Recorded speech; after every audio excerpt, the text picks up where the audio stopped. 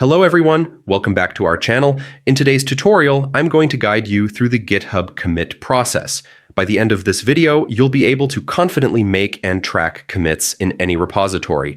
Let's get started. First, log in to your GitHub account by heading to github.com and entering your credentials.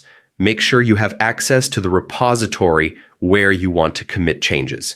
Next, open the repository. You can find your repositories from your profile or search for the specific one you want to work on. Click to open it, and you'll see all the project files. Now select the file you want to edit. Browse through the repository and click on the file. If you need to create a new file, you can do that too. Once the file is open, click the pencil icon to enter edit mode. Here you can make your changes directly in GitHub, whether you're fixing a typo, adding a function, or updating content. This is where it all happens. After editing, scroll down to the Commit Changes section. Add a meaningful commit message that describes your change. For example, fix typo in README or add new function to app.js. You can also include a more detailed description if needed.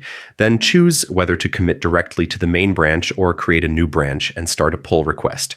Finally, click Commit Changes. GitHub will save your edits, and you can view your commit under the Commits tab in the repository to see all past changes and track your progress. And that's it. You've successfully made a commit on GitHub. With practice, committing changes will become second nature and help you collaborate efficiently on any project. If you found this guide helpful, don't forget to subscribe to our channel. Thanks for watching, and see you in the next one.